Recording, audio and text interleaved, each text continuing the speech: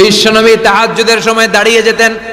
ছোট্ট একটা ঘরে চাটাইয়ের উপরে বিশ্বনবী মা এসে শুতেন, গাদাগাদি করে জায়গা নাই। মাঝরাতে বিশ্বনবী তাহাজ্জুদের জন্য দাঁড়াতেন, আল্লাহু আকবার বলে দাঁড়িয়ে যেতেন, নামাজ শুরু করে দিতেন। বিশাল বড় সূরা পড়তেন, কেরাত পড়তেন, রুকু করতেন, কিন্তু সিজদার জায়গায় সিজদা দেওয়ার জায়গা নাই। সিজদার জায়গায় মা এসা পা বিছিয়ে শুয়ে আছে। বুখারীর বর্ণনা, বিশ্বনবী সিজদায় যে হাত দিয়ে মা এসার পায়ের মধ্যে চিমটি কাটতেন, মা এসা বুঝতে পারতেন বিশ্বনবী এখন সিজদায় যাবে। সুবহানাল্লাহ পড়েন। মা এসা বুঝতে পেরে পা দুইটা সরিয়ে নিতেন, বিশ্বনবী সিজদা দিতেন। সিজদা দিয়ে বিশ্বনবী যখন আবার দাঁড়িয়ে যেতেন, মা আয়েশা পা বিছিয়ে আবার শুয়ে পড়তেন। কি ইবাদত ছিল বিশ্বনবীর! হাত্তা তাতাওয়াররামু খাদামা। মা আয়েশা বলতেন বিশ্বনবী দাঁড়িয়ে থাকতে থাকতে এত সময় ধরে তাহাজ্জুদের সালাত পড়তেন, ওনার পা গুলো ফুলে এরকম টিউমারের মতো মোটা হয়ে যেত। সুবহানাল্লাহ পড়বেন না?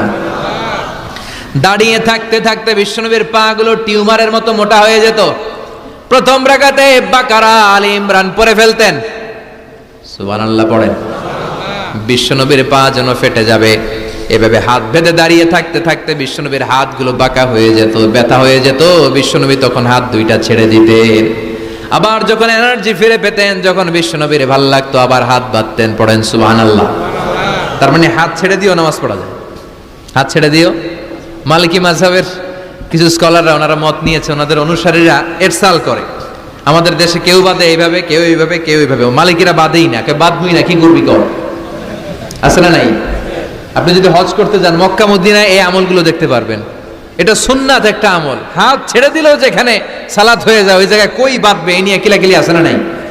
উপরে না নিচে, আমিন জোরে না আসতে, আছে না নাই? বিশ্বনবী লম্বা সময় দাঁড়িয়ে তাহাজ্জুদ পড়তেন। তাহাজ্জুদ পড়লে আপনার মর্যাদা বাড়ায় দিবে কে? সাইয়েদনা জিবরাইল বললেন, ইন্না শারাফাল মুমিন ফি কিয়ামিল লাইল। বিশ্বনবী বললেন, জিবরাইল এসে আমাকে বলে গিয়েছে মুমিনের মর্যাদা তাহাজ্জুদের নামাজের ভেতর। সুবহানাল্লাহ পড়েন। তাহাজ্জুদের নামাজ পড়লে মর্যাদা বাড়ায় দেয় কে? দুই নাম্বার, কুরবাতুন ইলাল্লাহ। তাহাজ্জুদের নামাজ পড়লে আল্লাহর সাথে নৈকট্য বাড়িয়ে দেয় কে? আল্লাহর সাথে কানেক্টিভিটি আপনার বেড়ে যাবে। আমাদের দুনিয়াতে সব জায়গায় কানেক্টিভিটি আছে। এমপির সাথে হাত আছে, চেয়ারম্যানের সাথে হাত আছে, ওই এসআই এর সাথে হাত আছে, পুলিশের আইজির সাথে হাত আছে, কিন্তু আল্লাহর সাথে হাতটা নাই। কথা কন। আসল জায়গায় কানেকশন লাগানো দরকার। চিল্লায় বলেন ঠিক কি না? মান লাহুল মাওলা ফালাহুল কুল্লু। যে ব্যক্তি আল্লাহর হয়ে যায়, গোটা বিশ্ব তার হয়ে যায়। যে সব জায়গায় যে ধর্ণা দেয়, আল্লাহর কাছে ধর্ণা দেয় না, তার কোনো মর্যাদা নাই।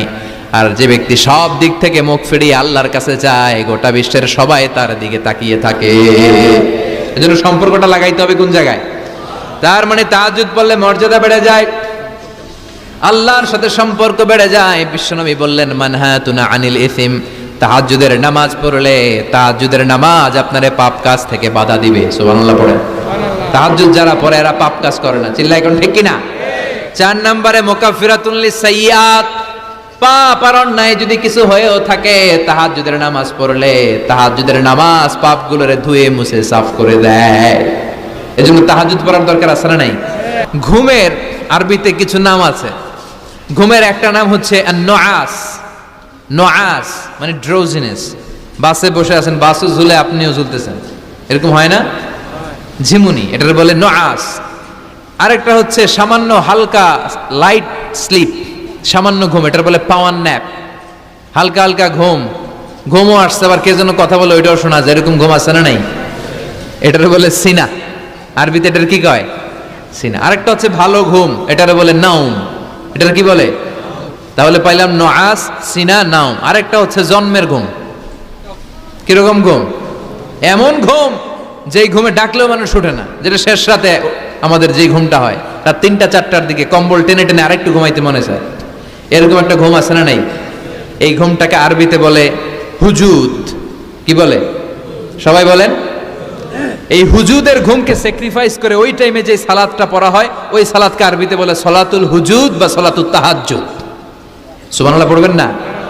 এজন্য রাব্বুল আলামিন বলেন, ওয়া মিনাল লাইলি ফাতাহাজ্জাদ বিহি নাফিলাতান লাকা আসা আন ইয়াবআসাকা রাব্বুকা মাকামাম মাহমুদা।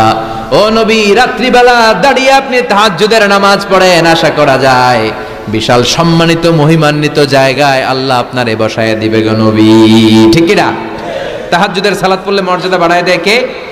মুমিনের বৈশিষ্ট্য, তারা রাত্রিবেলা তাহাজ্জুদের সালাত পড়ে। ইমানদারদের বৈশিষ্ট্য, তারা হলো ফুরসান আন-নাহার রুহবান আল-লাইল। রাত্রিবেলা তাহাজ্জুদের যায় নামাজে কান্নার ঝড় তুলে, দিনের বেলায় ঘোড়া হাঁকিয়ে জিহাদের ময়দানে জিহাদ করে। ঠিক কি না? দিনের বেলায় চলবে কি? জিহাদ। এজন্য বিশ্বনবীর প্রথম প্রশিক্ষণ নিতে বললেন আল্লাহ, কুমিল লাইলা ইল্লা কালিলা। ও নবী, বিশাল মিশন নিয়ে দুনিয়ার বুকে আপনি এসেছেন গো নবী।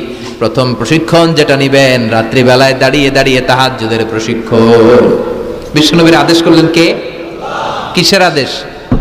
সবাই কোন, আরো জোরে। ওই মুহূর্তটা তাহাজ্জুদের সময়টা এমন সময়, ইয়ানজিলু রাব্বুনা ইলা সামাইদ দুনিয়া, রব্বুল আলামিন আরশের উপর থেকে দুনিয়ার আকাশে নেমে আসে। নেমে আসে মানে বিশেষ একটা মনোযোগ দেয়, আর দুনিয়াবাসীরা ডেকে ডেকে বলে, গোলাম আলা মিন মুস্তাগফিরিনা গফির আলা। কার ক্ষমা লাগবে ক্ষমা চাও, সব গুনাহ আমি ক্ষমা করে দেব। আলা মিন মুস্তারজিকিন আরজুকালা, কার কি লাগবে আমার কাছে চাও, সব আমি দিয়ে দেব। আল্লাহু আকবার। আলা মিন মুস্তাকসিন আকসুলা, যার জামা দরকার জামা চাও, জামা দেব। ক্ষমতা দরকার ক্ষমতা চাও, ক্ষমতা দেব। নেককার স্ত্রী দরকার, নেককার সন্তান দরকার, সন্তান চাও, সন্তান দেব। সব দেয়ার মালিক কে? কেউ যেটা পারে না পারে কে? কেউ যেটা দেয় না দেয় কে? কেউ যেটা বোঝে না বোঝে কে?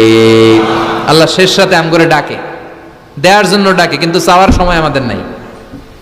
উনি দেওয়ার জন্য প্রস্তুত, কিন্তু এটা তো নেওয়ার লোক লাগবে। কথা কন।